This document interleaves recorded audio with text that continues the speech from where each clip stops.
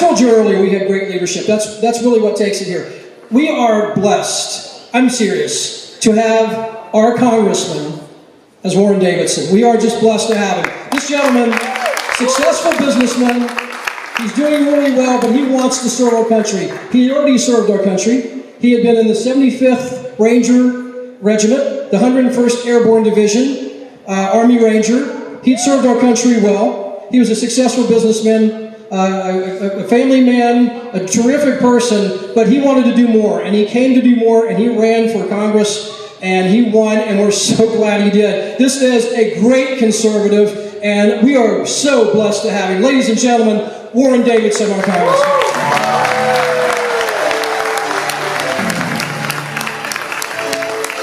Thanks a lot. Thank you all. Thank you so much. Thank you. Quite a welcome. It's an honor to be here. And look, it is so great. Isn't it great to just be amongst family and friends and great Americans?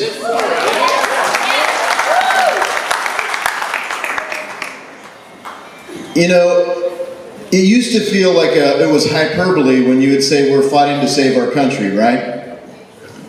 But right now everyone knows this is a fight to save our country. Now, people know, thankfully right now, we're not shooting at each other. But I'm not saying anyone in this room, but probably somebody you know, when they're watching the news, they might be stacking magazines and loading rounds. Because they're getting ready for what might go the wrong way. Because I can tell from this room, they're not going to choose the path of surrender. Right? Anyone in here going to choose the surrender path? No. We're not going to choose the surrender path. And right now, we're going to choose the peaceful path. But if we're going to keep it that way, if we're going to save our country, we have to make it work. We have to make the system that we have, that we are blessed as Americans to have. As Ben Franklin said, a republic, if you can keep it, right? If who can keep it? We, the people, can keep it. And you guys are the people that are keeping it. In our party, there are people that go out and do the work, and there are people that are at work tonight. They'd love to be here. They're at work tonight. You guys find time, you make the priority, and you do it. You knock the doors, you make the phone calls, you put out signs all over, and thank you for that. Because it really does help change the outcome for our country. It is the grassroots that gets the vote out, that makes this party hold together, that gets the message out, and gets your friends and neighbors to know what's at stake in this election. Because as we come into an election, you all know, your friends and neighbors, is like it's the Sunday before Tuesday when it's time to vote, and your phone lights up or your emails and you get a dozen or so, like people are like, hey, so who are you voting for this? Or what's up with this? Or, you know, the judges, which one of the judges are the Republicans? You know, and, you know, it's really important what you're doing. So it is a team sport. And you guys are all on the right team. The Republican team, the Butler County GOP, thank you for doing it. But it is also a team sport here. And I want to say hi to my wife, Lisa.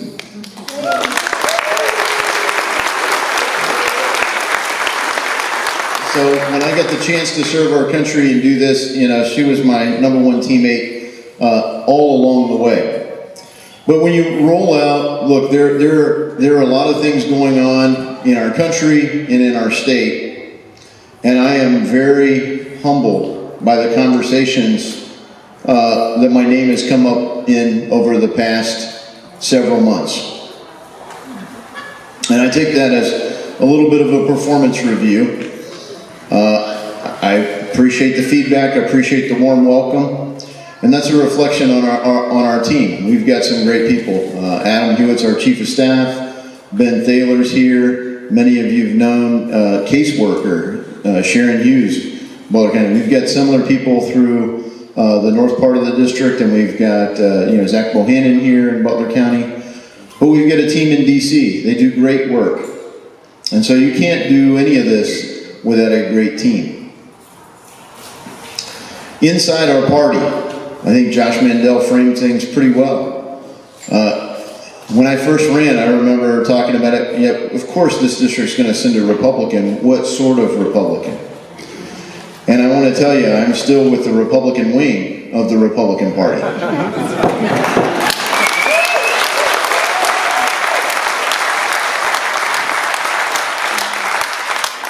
And in Washington, D.C., it is really the tip of the spear. There's more stuff coming at us from Washington, D.C.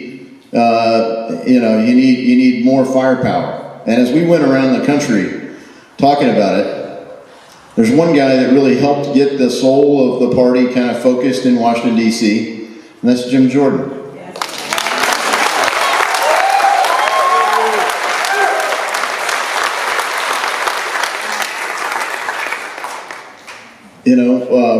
John Boehner was our speaker. He served and represented our district for 25 years. A lot of people still know him and love him as a friend and a faithful representative for our district.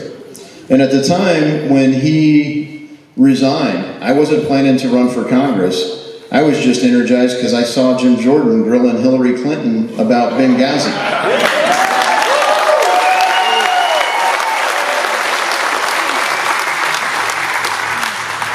And I was like, I want to meet that guy, right? Well, in our first meeting, he says, hey, who are you going to back for the congressional race to replace Boehner? And I said, who am I going to back? You're Jim Jordan. Who are you going to back? Everybody's probably going to back that person. And he cracked a joke. He goes, well, it'd be great if there's an Army Ranger business guy in the race. And that's when we laughed. It was kind of crazy. And I went home and I thought Lisa would laugh. And she said, well, what'd you tell him? I said, well, we laughed because it's crazy. And she goes, no, it's not. You'd be great at that. You should call him back. So she's had confidence from the get-go. And I pushed back a little bit, and she said, well, look, this is for our country. If we keep sending the same sort of people, we're going to keep getting the same results. This is for our country.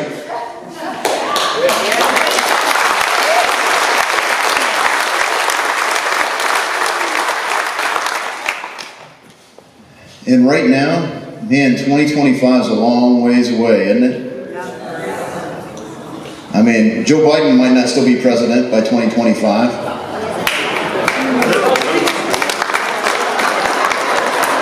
We don't know whether it'll be the 25th Amendment. We don't know whether it'll be impeachment, but I'll tell you that's going to be part of the 2022 election cycle. 2022. Why? Because with your help, we're going to take back the House. Now, how do you say...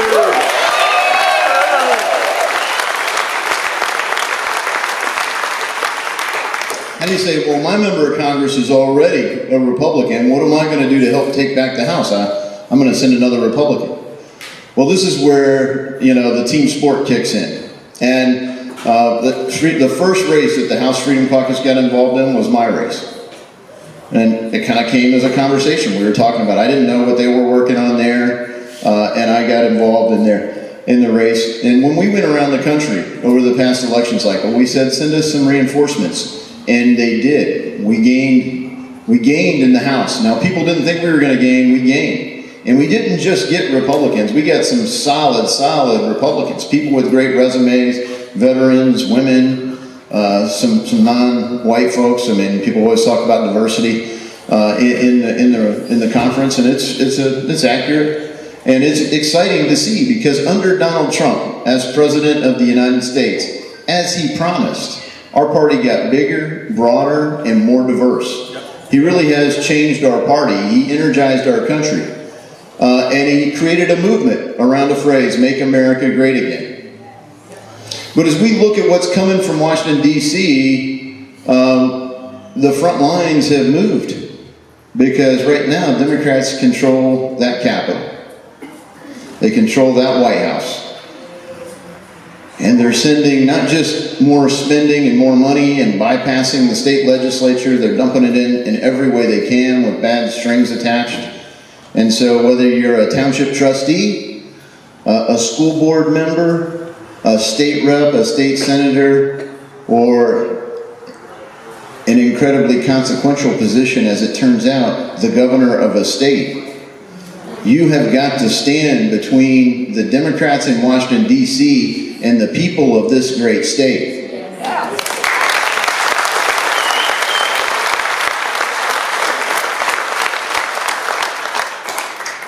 And look, I could talk for a little bit longer, but we've got a main event coming up, and I'll tell you something else. Jim Jordan's got a book coming up, and he set the bar, and you think, how is the bar? It seems so high. Donald Trump, he set such an amazing bar. And what's the secret? Jim Jordan's got a book coming out. The secret is really simple. Do what you said you would do.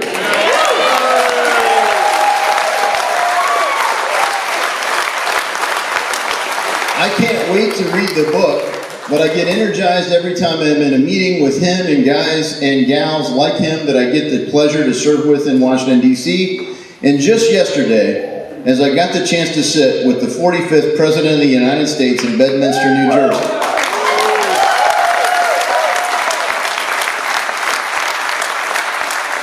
Talk about somebody that's still fired up about the 2020 election.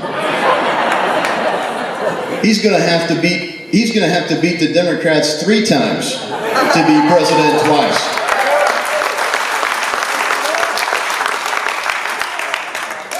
All right. It was great. It's always an honor to be in his presence, but he's the guy that did the same thing. Do what you said you would do. He literally checked off thing after thing after thing and delivered the results. He did make America great again. And by God's grace, we're going to make it great again. We got a lot of damage to repair, and we're going to have to fight to keep Ohio great. And I'm glad we have in our district some great representatives and some great senators that are over there to fight the right fight for the right reasons. But things are shifting within our party. Democrats have turned things on their head. And so you got to stay tuned for more on that.